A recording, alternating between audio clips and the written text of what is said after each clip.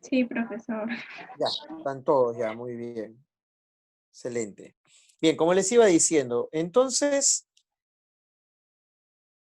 cuando todos pensaron que él decía que iba a hacer dos cosas, pensaron entonces que él se refería a dos cosas. En realidad él se estaba refiriendo solo a una cosa. Ese libro es también el laberinto. ¿Cómo? Dijo Yusung, ¿sí? Ese laberinto es el libro. El libro es el laberinto en el que todo el mundo se ha de perder. Pero no es un laberinto espacial, como muchos pensaron, es un laberinto temporal. Y Yusung seguía sin entender. Usted dice que en ese libro hay personajes que fallecen en un capítulo y que en otro capítulo están vivos. Pues efectivamente, esos personajes se mueven en líneas temporales distintas. Y ese jardín al que alude, pues, el texto de su antepasado, es un jardín de infinitas galerías. Esas galerías representan las infinitas posibilidades que nosotros tenemos de ser muchas cosas en el tiempo. Porque cuando llega un momento en que tenemos que elegir, tomamos un camino y luego de ello vienen consecuencias a raíz de esa decisión. Pero piense usted que en otra línea temporal, que en una línea paralela, usted se encuentra en esa decisión, en esa disyuntiva, pero elige lo que en esta línea no eligió. Entonces las consecuencias serán distintas, serán diferentes a las consecuencias de aquella elección que hizo en esta línea temporal. Por eso ese jardín nos habla de las múltiples posibilidades que en el tiempo tenemos para nuestra existencia. Porque llega un momento en que tenemos que elegir. Y existen diversas consecuencias a partir de esas elecciones. Por eso en un capítulo el personaje está muerto, porque es la consecuencia de las decisiones que tomó. Pero en otro capítulo está vivo porque ese personaje tomó otras decisiones en otra línea temporal y continúa vivo en el tiempo. Entonces eso no es un laberinto espacial como muchos piensan. No es un laberinto en el espacio, sino un laberinto en el tiempo. Yusung quedó sorprendido con las revelaciones que le dio Stephen Albert. Chicos, ¿ustedes han visto, por ejemplo, la serie Dark, que está en Netflix? Parece que no.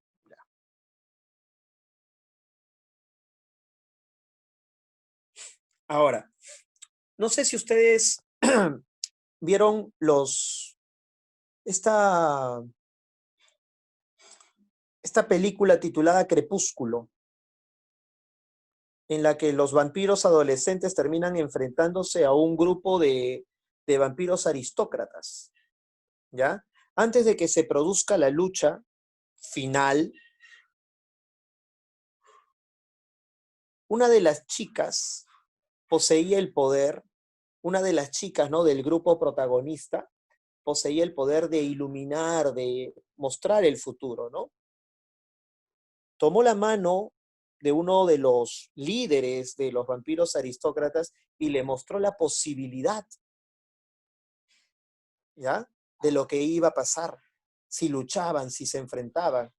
Y este hombre vio cómo, bueno, este vampiro aristocrático vio la destrucción de su especie y tomó una decisión al observar ese futuro: dejarlos ir, ¿no?, al grupo protagonista.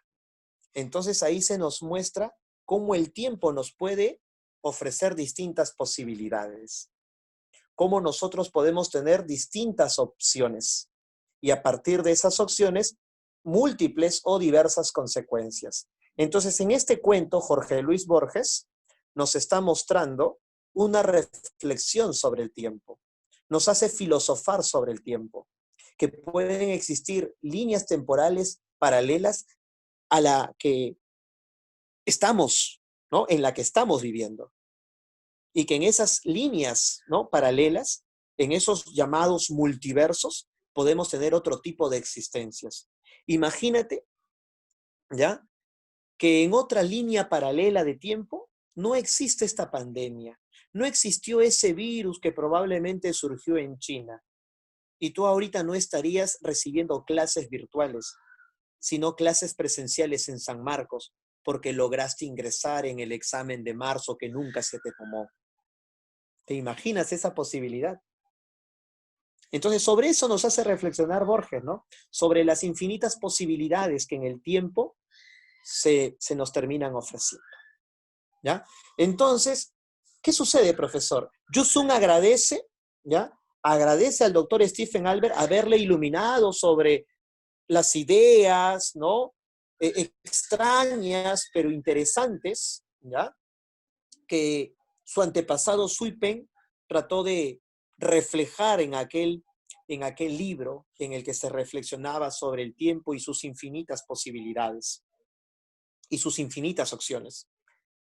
Pero en ese instante, cuando había descubierto lo que Stephen Albert le hizo conocer, por el rabillo del ojo, se dio cuenta que Richard Maiden, el espía británico que lo estaba persiguiendo, estaba a unos cuantos pasos y tenía la mano en la pistola. Comprendió que ya no había más tiempo.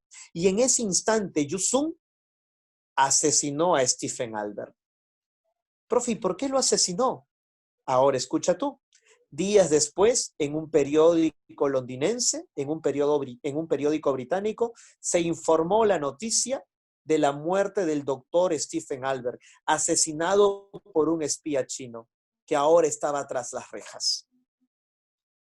¿Por qué asesinó a Stephen Albert? ¿Qué tenía que comunicar Yusun a su jefe? ¿Qué tenía que informarle, chicos? El paradero del depósito de las armas de los británicos. Y qué casualidad, en el mapa de Inglaterra hay una ciudad llamada Albert. Yusun no podía informar por los medios convencionales, no podía usar una carta, no podía usar un telegrama, no podía usar una llamada telefónica, porque todas estas formas de comunicación se hallaban intervenidas en tiempos de guerra. Se publicó la noticia, y esa noticia, a propósito, por el asesinato, ¿no?, de Stephen Albert a manos de Yusun, terminó informándose.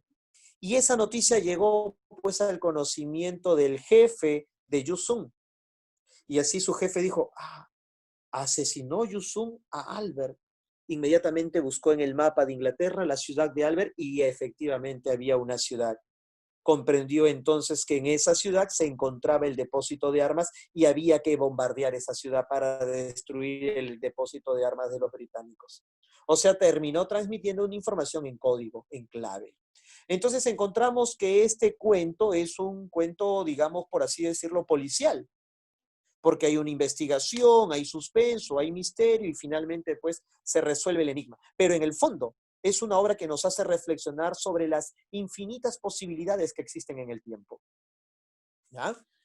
Las infinitas posibilidades que hay en el tiempo. ¿Ya? Ponte a pensar, por ejemplo, si no te hubieses declarado a la chica que ahora es tu enamorada, ¿qué hubiese pasado con tu vida? Ahora, ponte a pensar, ¿qué hubiese sucedido si de niño, cuando sufriste un accidente, no te hubieses recuperado, si no hubieses muerto? ¿Qué pasaría con tu familia? ¿Te das cuenta de las infinitas posibilidades que en el tiempo han existido? ¿Y cuántas consecuencias pudieron haberse gestado a partir de esos eventos que ya ocurrieron? ¿O que quizás están ocurriendo, pero en líneas paralelas? ¿Ah? Entonces, sobre eso nos hace reflexionar Borges. ¿Ya? Muy bien.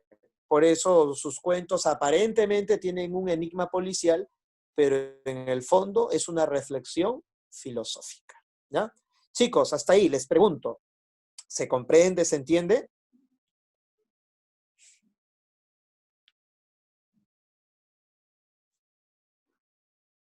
Ya, perfecto, chicos, excelente, muy bien. Ya, correcto. Como última característica, nunca experimentó con la novela, ¿no? Nunca, nunca, nunca escribió novelas. Él era un escritor que buscaba la concisión, la brevedad, ¿no? Muy bien, ahí tenemos obras de poesía, obras de ensayo y cuentos, ¿no? Ahora pasamos a conocer una de sus obras más famosas, ficciones, ¿ya? Ficciones, a ver, tenemos aquí, año 1944, ¿ya? Un autor de 45 años publicaba este libro. Es decir, un hombre que ya había llegado pues a la plenitud intelectual, ¿no? Y de sus capacidades como escritor. Género épico porque es una obra que narra y describe, ¿ya? Especie cuento porque el relato es breve, ¿no? Muy bien. Está integrado este libro por 2 volúmenes, es decir, tiene 2 partes. El jardín de senderos que se bifurcan, ¿ya? Que contiene al texto que acabo de contarles, ¿ya? Y artificios, ¿ya? Que es la segunda parte. A ver, ¿qué temas encontramos de manera recurrente en las obras de Borges? La realidad como apariencia, es decir, lo metafísico, ¿ya? La realidad como apariencia, ¿no? Lo metafísico, lo filosófico, ¿no? Es uno de los temas trascendentes en su obra. Uno de los cuentos más famosos de Borges lleva por título Las ruinas circulares y está en la primera parte del libro. Y ahí aparece el título, ¿no? Las ruinas circulares. Me imagino que ese texto sí lo conocen, me imagino incluso que lo han leído, porque solo son 5 hojas. Bueno, en realidad 5 páginas, ¿no? No, profe, no hemos leído. Ah, ya. Entonces ya para qué contar si lo conocen, ¿no? Entonces ya saben que ahí la realidad que es una apariencia. Bueno, un breve resumen. Un hombre llega, un extraño hombre llega bajo la unánime noche a una isla. En esa isla hay un templo en forma circular que se halla en ruinas. De ahí el título, pues, ¿no? Las ruinas circulares. Llega con múltiples heridas, sin embargo, al día siguiente ya estaba curado, ya estaba repuesto. Y se ha dado cuenta que los nativos, es decir, que los indígenas de ese lugar, lo miran con veneración y con respeto, y que quizás temen su poder o su magia, y lo asisten en alimentos y vestidos. Tiene una misión este extraño hombre. Debe crear a un hombre a partir del sueño. Y efectivamente, sueña y crea un hombre muy parecido a él.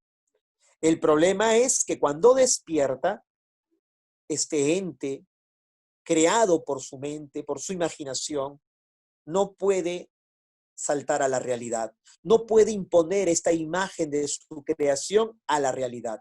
Se desvanece su criatura y sufre por ello, pero lo vuelve a intentar y esta vez empieza a soñar de manera inversa. Sueña con el corazón, luego con otros órganos, luego sueña con el hueso, con el esqueleto y todo lo demás, hasta que finalmente le da una forma humana.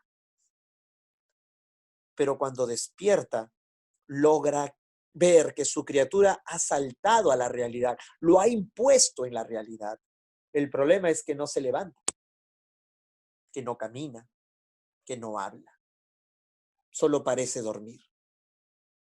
En sueños se le presenta el ídolo que se hallaba en el centro de aquel templo, mitad potro, mitad tigre, y le hace saber que su nombre en el mundo de los seres vivos es el fuego. Soy un dios y aquí me conocen entre los seres humanos, entre los vivos, como el fuego. Yo voy a convertir tu deseo en realidad. Le daré vida a esa criatura. Se levantará, caminará y hablará como cualquier otro ser humano. Pero solo tú y yo, que soy el fuego, el Dios que le dará vida, sabremos que es una idea, una ilusión, un invento, una criatura. Luego tendrás que enseñarle cómo rendirle homenaje al Dios del fuego. Tendrás que iniciarlo en los ritos del Dios del fuego. Solo así podré concederte lo que deseas.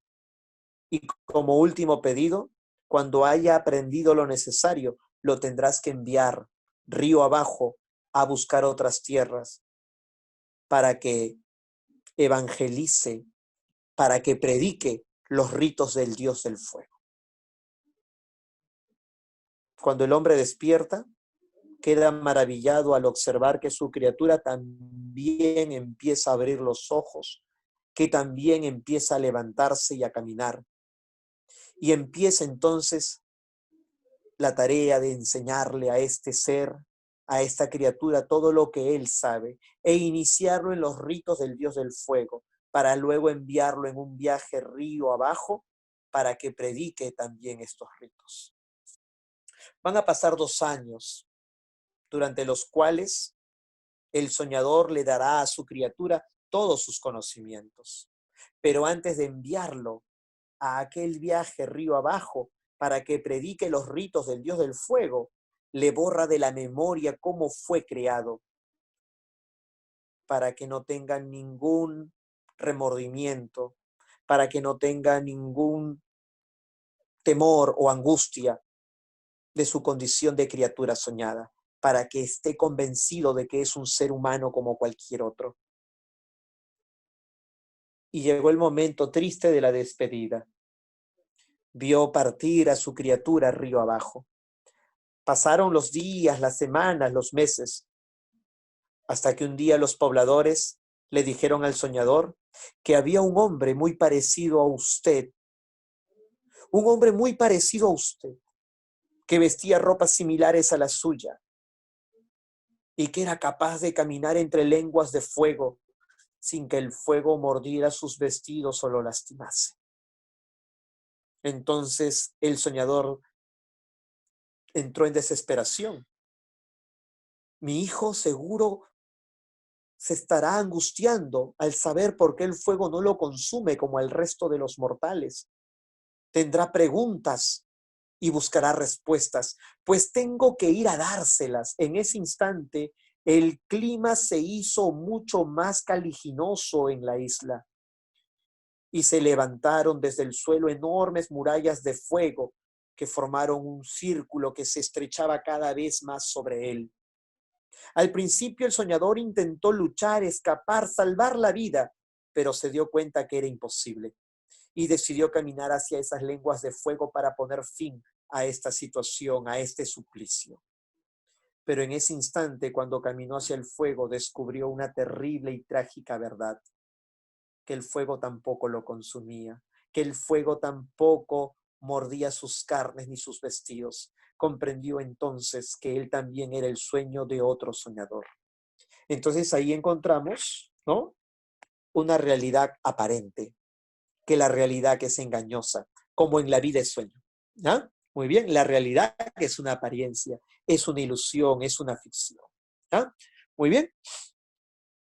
La relación entre el pasado y el presente, ¿no? El tiempo que o fluye o se inmoviliza. Eso, por ejemplo, lo podemos encontrar en el cuento titulado El milagro secreto. Jaromir Hladik, ¿ya?, es un judío que se dedica pues a la composición de obras teatrales, es un dramaturgo, pero por ser judío ha sido capturado por los nazis y ha sido condenado a pena de muerte.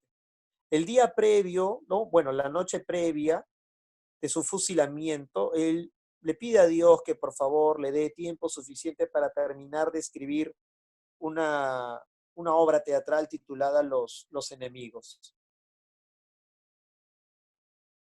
Pero parece que Dios no le ha hecho caso, porque al día siguiente ya está frente al pelotón de fusilamiento, como el coronel Aureliano Buendía, ¿no?, en 100 años de soledad. Y parece que va a ser fusilado. Y de pronto las balas de sus asesinos, de sus verdugos, salen de sus fusiles y se detienen frente a él, como en la película Matrix. Él pensó que eso era morir, llevarse la última imagen que tuvimos en vida hasta la eternidad. Pero pronto se dio cuenta que todo se había detenido y que el único que era consciente del tiempo detenido era él, pues él le había pedido a Dios tiempo y nada más, solo tiempo.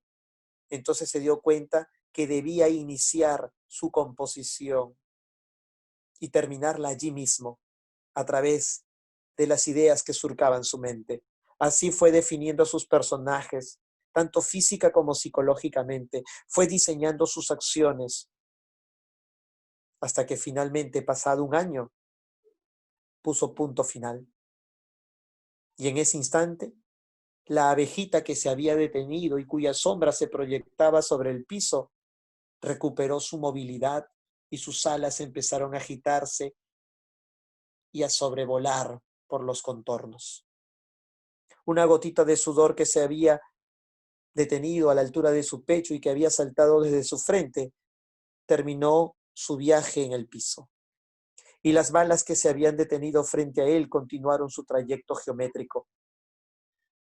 Y Jaromir Kladik murió. Entonces aquí encontramos una referencia, pues, ¿no? El tiempo se ha detenido. El único que es consciente de que el tiempo se detuvo durante un año es el sujeto que acaba de morir. Por eso el milagro secreto. El único que se dio cuenta que el milagro fue concedido o que el milagro ocurrió es el mismo sujeto que acaba de fallecer, ¿no? Por eso el milagro secreto, chicos, ¿no? Por eso el milagro secreto. Ahí está pues lo fantástico, pero también está la reflexión sobre el tiempo, chicos. Otra vez una reflexión sobre el tiempo. Que nuestra percepción del tiempo no es igual para todos. Todos tenemos una percepción distinta del tiempo.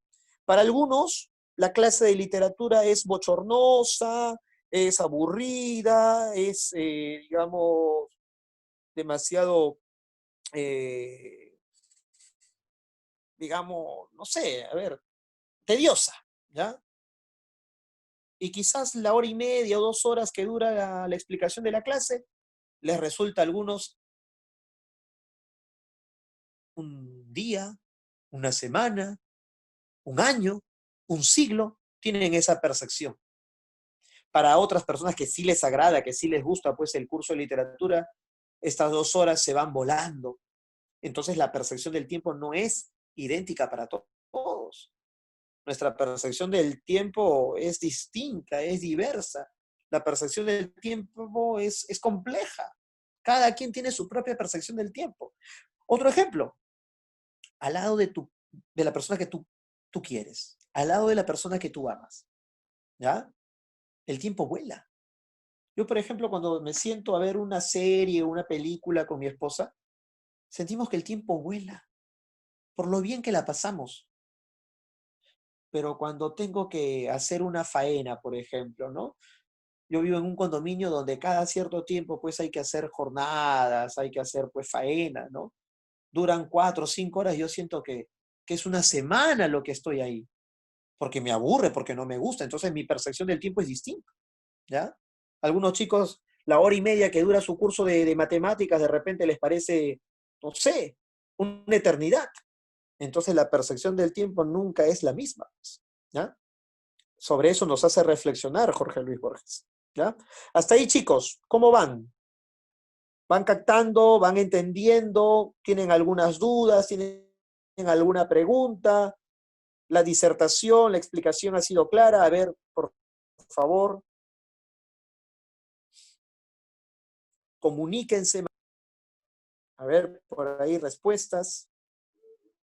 Ya, chévere, todo bien, muy bien. A ver, otra característica, bueno, otro tema que vamos a encontrar en los cuentos de Jorge Luis Borges, ¿no? El caos y el orden, el mundo como realidad sin sentido, como un laberinto, como un absurdo, ¿no? Ya pues ese tema lo podemos encontrar en el cuento titulado La Biblioteca de Babel, una biblioteca que no tiene inicio ni fin, como el universo, pues, ¿no? Que no parece tener ni inicio ni fin. Y al ser infinito, representa algo caótico. ¿Cómo ordenas algo que no tiene ni inicio ni fin? Pero a pesar de ello, se dice que esa biblioteca tiene galerías todas idénticas, todas iguales, porque todas poseen una forma hexagonal. Y de los 6 lados que esas galerías tienen, solo 4 presentan anaqueles. Y cada lado que presenta anaqueles tiene 5 anaqueles. Y en cada anaquel hay 32 libros, ¿ya? 32 libros por anaquel. Cada libro tiene 410 páginas. Cada página tiene 40 renglones y cada renglón tiene 80 letras. Es decir, es infinito. Parece caótico porque no tiene ni inicio ni fin. Pero dentro de ese caos existe un orden. Como les dije anteriormente, ¿no? A pesar del enorme caos que parece representar el universo, hay que tratar de buscarle un orden. Hay que tratar de encontrarle un orden, un modelo. No hay que renunciar a tratar de entender este caos que es el universo. ¿Ya? Muy bien. ¿Y de qué trata ese cuento, profesor? En ese cuento se señala que debe existir un libro que contenga a todos los demás libros. Es decir, un libro que contenga la verdad acerca del origen, acerca del destino, acerca de la existencia, la verdad absoluta. Y se han empeñado los distintos bibliotecarios que han pasado por esas galerías a la búsqueda de ese libro. Y es una búsqueda descontrolada. Ese libro debe tener el orden del mundo, debe explicar el orden del mundo. Pero ¿cómo es la búsqueda? Caótica, que acaba con asesinatos, con suicidios, porque hay hombres que se han dado a la tarea de buscarlo y sienten que nunca lo van a encontrar y entonces terminan suicidándose porque parece que su búsqueda pues es inalcanzable. Entonces, la búsqueda de ese libro que tiene el orden del universo, que tiene el orden de la biblioteca, es una búsqueda caótica, ¿ya? Entonces, el caos y el orden constantemente se complementan para darle forma al universo, ¿no? Eso es lo que encontramos en ese cuento titulado La Biblioteca de Babel, ¿ya? Muy bien. El azar como un factor central en la estructura del universo. Hay un cuento titulado La Lotería en Babilonia. Babilonia es una sociedad en la que las acciones de las personas están regidas no por la voluntad propia, sino por la rifa que establece una sociedad dedicada a la lotería. O sea, las personas hacen las cosas que la lotería les indica. Si la lotería indica que tú debes manejar ebrio, pues manejas ebrio. Si la lotería dice que tú debes dispararte, pues te disparas. El azar, ¿no? O sea, tu destino está marcado por el azar. Y este cuento nos hace reflexionar sobre la tienen para regir las riendas de su vida. Tú no planificaste tener clases virtuales este año. ¿Quién planificó tener clases virtuales este año? Tus objetivos eran otros, pero mira cómo han cambiado tus objetivos. Muchas personas dijeron, este año voy a ganar tanto, y mira a dónde se fueron sus planes. Hay cosas que escapan de nuestras manos. Hay cosas que no podemos controlar. Y ese es el azar. El azar muchas veces interviene en nuestras existencias. Interviene sin que nosotros podamos hacer absolutamente nada. De ahí, pues, que el mundo resulte a veces caótico, incomprensible. ¿Ah? Muy bien, entonces ahí aparece el azar como un factor central en la estructura del universo. ¿Ya? La cobardía o el valor ante la muerte, profe. A ver, el fin, chicos. El fin es un cuento que a mí me encanta. Ya les dije de qué trata este cuento, ¿no? Es la continuación literaria de ese enfrentamiento entre Martín Fierro y el hermano de un gaucho negro al que él había asesinado, ¿no? Años atrás. Se encuentran en una pulpería, o sea, en una tienda, en una bodega. Y los dos se van a enfrentar ya no a un duelo de quién es más hábil con la guitarra y el canto. Ahora se van a enfrentar a un duelo a muerte, a cuchillo limpio. El negro le dice a Martín Fierro, quiero que en esta pelea, quiero que en este duelo, usted ponga toda su bravura, toda su experiencia, como en aquella pelea de hace 7 años en la que mató a mi hermano. Martín Fierro lo miró y le dijo, así será. Entonces, ¿cómo se enfrentan ante la posibilidad de morir estos dos hombres? ¿Con cobardía o con valentía?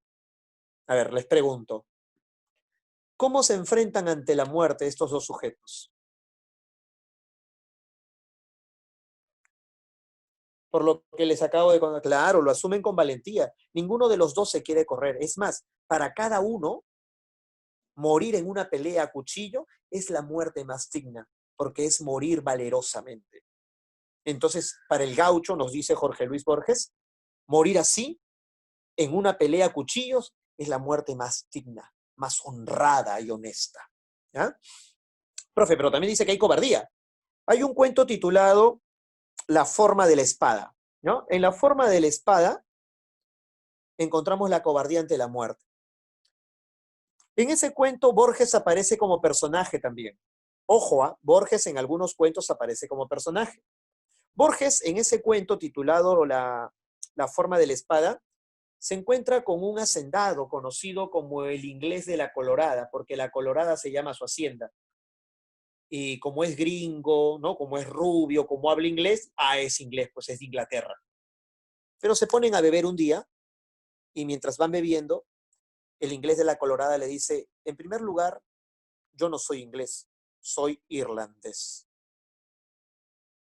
Le voy a contar mi historia. El inglés de la Colorada tenía una enorme cicatriz, una cruel cicatriz, que bajaba desde la sien hasta por debajo del ojo derecho. Le cruzaba la cara, ¿no? Desde la sien hasta debajo del ojo, en forma de media luna. Le voy a contar la historia de mi cicatriz, porque Borges le mentó la cicatriz. Quiero saber cómo pasó eso, ¿no? Nadie se había atrevido hasta ese momento preguntarle aquello al inglés de la Colorada. Ya sabemos que el inglés de la Colorada no es inglés, sino irlandés. Yo participé cuando era joven de la revolución irlandesa para alcanzar su independencia del Imperio Británico. Fue en esa época cuando conocí a John Vincent Moon, un hombre flaco y fofo, parecía un gusano,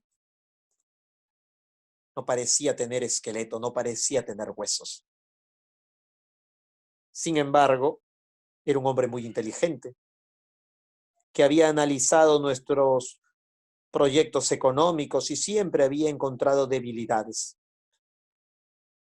A pesar de eso, se había manifestado leal a la causa. Y un día, mientras recorríamos unas calles, nos encontramos con soldados del Imperio Británico que empezaron a abrir fuego contra nosotros. John Vincent Moon quedó petrificado ante los disparos de nuestros enemigos. Tuve que regresar sobre mis pasos y salvarlo. Aún así, no evité que una de las balas le impactara en una parte del cuerpo. Huimos y nos escondimos en una calle. Y así tuvimos acceso a una casa abandonada.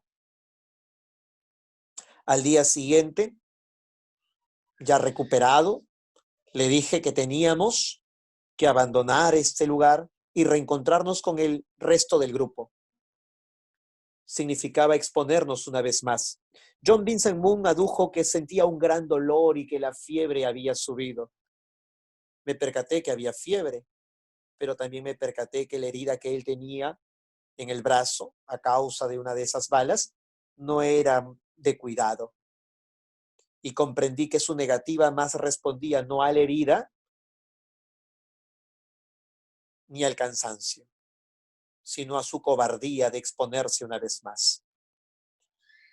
Me marché prometiéndole que volvería horas después, y así lo hice, día tras día, para cerciorarme de que nuestro amigo estaba recuperándose, pero cada vez se presentaba con distintos pretextos para evitar acompañarme a reunirme con el resto del equipo.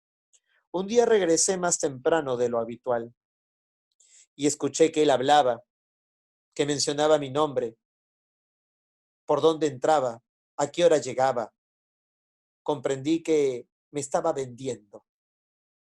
Pero antes de que aquellos enemigos me tomaran por sorpresa y acabaran conmigo, decidí castigar a este traidor y lo perseguí por los recovecos de la casa, que él conocía harto mejor que yo, porque él había permanecido más tiempo en ella. Lo perdí por un momento, pero lo volví a encontrar y lo arrinconé. A mi lado había una vitrina con armas orientales. Rompí el vidrio y saqué un alfanje, una espada en forma de media luna, y le rubriqué en el rostro cuando sentí que entraban los enemigos y que venían por mí. Pero le rubriqué en el rostro, le marqué en el rostro su traición, su tremenda traición. En ese instante el inglés de la Colorada bajaba un vaso contra la superficie de la mesa y mirándole los ojos a Borges le dijo: Borges, a usted le he contado la historia de esta manera. En ese instante Borges le preguntó: ¿y qué pasó con John Vincent Moon? Borges: mire esta cicatriz, yo soy John Vincent Moon y esta es la historia de mi infamia, de mi infame traición. Ahora, si quiere, desprécieme. Entonces ahí encontramos a un hombre cobarde, ¿no? Un hombre que actuó con cobardía ante el momento de la muerte y que terminó vendiendo a su Salvador por unas miserables monedas, así como Judas lo hizo en su momento con Cristo. Entonces ahí encontramos, ¿no?, la cobardía o el valor ante la muerte. Y en sus cuentos pues abundan los símbolos, ¿no? Los espejos, ¿no? Como una metáfora de la identidad, por ejemplo. ¿Ya? Bien, chicos, hasta ahí hemos llegado con Jorge Luis Borges. ¿Ya? Hasta ahí hemos finalizado con Borges. Ahora nos toca hablar de este señor, es decir, hablar de Alejo Carpentier.